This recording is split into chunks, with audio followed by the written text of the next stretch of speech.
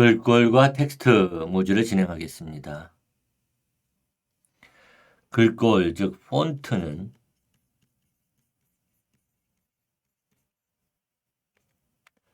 전체적으로 같은 느낌을 주는 활자의 집합입니다.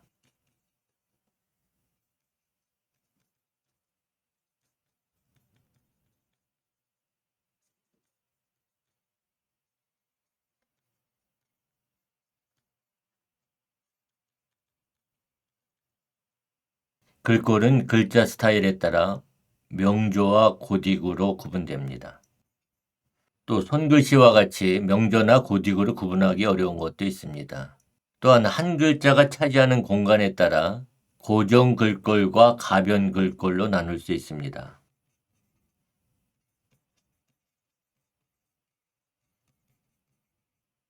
고정 글꼴은 모든 글자의 폭이 고정되어 있습니다.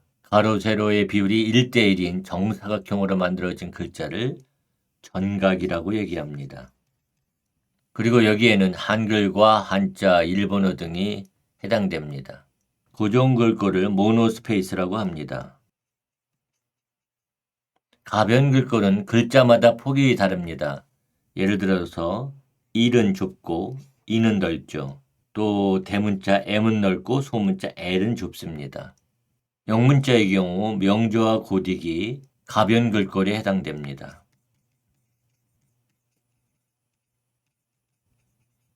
이런 것들이 글꼴군입니다. 그리고 이 글꼴군에는 여러 가지 글꼴들이 포함되죠. 먼저 명조 계열의 글꼴군을 세리프라고 얘기합니다. 그래서 삐침이 있는 명조 계열의 글꼴을 얘기를 하죠. 여기 그림에서 보는 것처럼 이렇게 T자 밑에 비침이 있죠. 이 비침을 세리프라고 얘기합니다.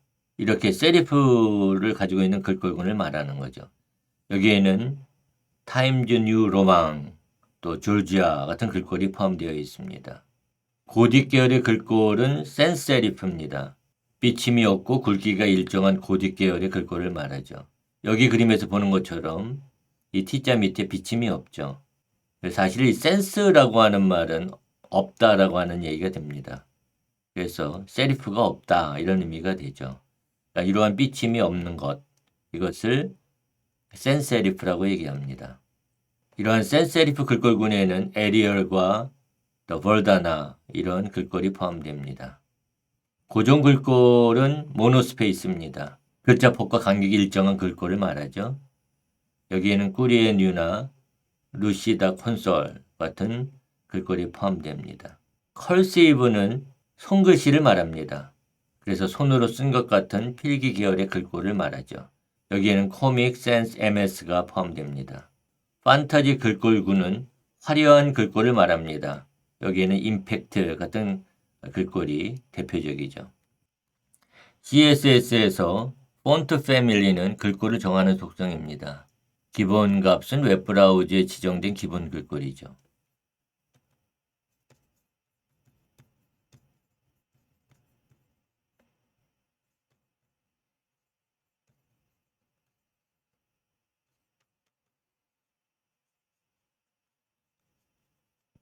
우리는 이 폰트 패밀리 속성에 특정한 글꼴을 지정할 수도 있고 글꼴군을 지정할 수도 있습니다.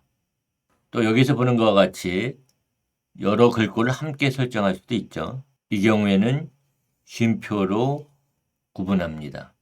여러 개의 글꼴을 설정할 때는 첫 번째 글꼴로 표현할 수 없는 것만 다음 글꼴로 사용합니다. 따라서 여기 예와 같이 한글이 없는 조지아 글꼴을 앞에 두고 한글 글꼴인 나눔 고딕을 뒤에 두면 영문은 조지아 글꼴로 표현하고 한글은 나눔 글꼴로 표현하게 됩니다.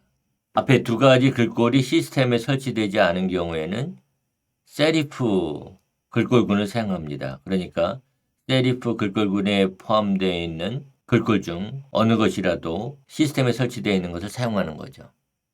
한번 코드를 작성해 볼까요? 여기에 먼저 제가 인덱스 HTML 웹문서를 작성해 두었습니다. 이 웹문서를 한번 살펴볼까요? 그리고 바디 태그 안에 영문은 조지아체, 한글은 나눔 고딕체, 둘 글꼴이 설치되지 않았다면 세리프 글꼴군으로 표시됩니다. 이런 텍스트를 갖죠. 그래서 여기에 텍스트에 맞도록 우리가 먼저 글꼴을 표현해 보도록 하겠습니다. 그래서 여기에 링크 태그에 CSS 폴더에 styles.css가 지금 설정되어 있죠. 그러니까 우리는 먼저 이 CSS 폴더에 styles.css 파일을 생성해 보도록 하겠습니다. 그래서 CSS 폴더를 선택한 다음에 styles.css 그래서 파일을 생성합니다.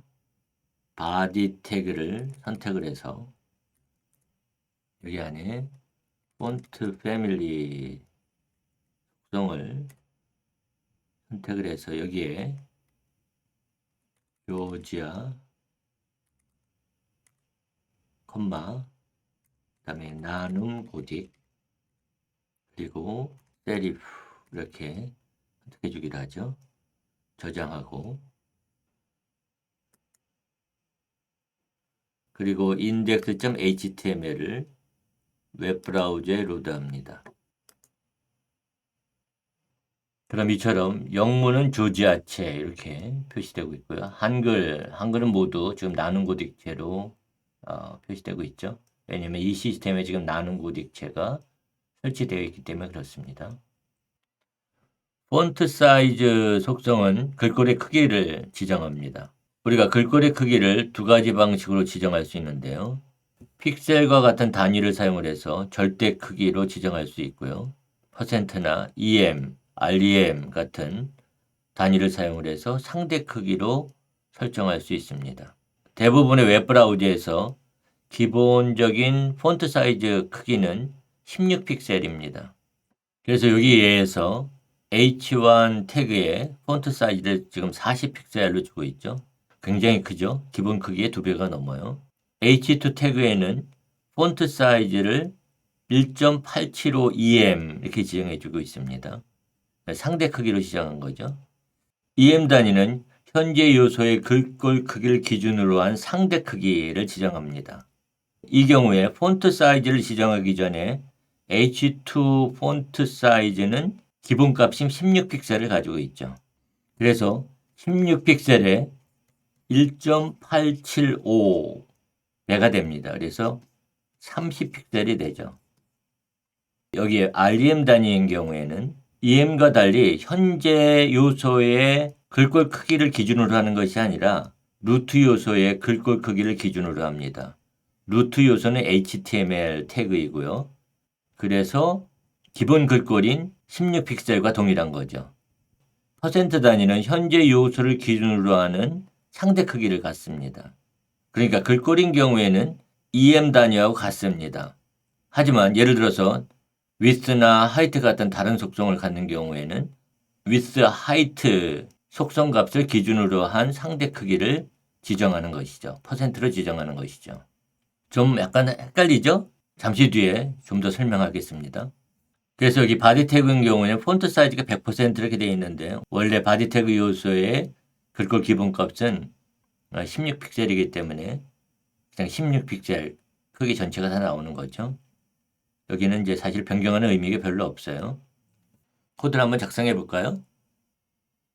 다시 index.html로 돌아가서 이번에는 h1 태그의 텍스트를 40픽셀 크기로 바꿔보기로 하죠. 그리고 h2 태그의 텍스트의 크기도 1.875 즉 30픽셀 크기로 표현해 보기로 하고요.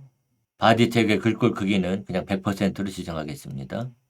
그래서 styles.css로 돌아가서 여기다가 폰트 대시 사이즈 해가지고 100%를 지정하도록 해보죠. 그 다음에 H1 태그를 선택을 해서 여기다가는 폰트 사이즈를 40픽셀로 지정하겠습니다. 고정 크기죠. 그 다음에 H2 태그를 선택을 해서 여기다가는 폰트 사이즈 속성에 1.875 이렇게 지정하겠습니다. 저장을 하고 페이지 새로 고침을 하면은 또 바디 태그 안에 있는 요 텍스트는 변함이 없죠. 그냥 100%니까. 하지만 H1 태그의 글꼴이 바뀌었어요. 40픽셀로. 그리고 H2 태그의 텍스트의 글꼴도 30픽셀 크기로 바뀌었죠. 커졌죠.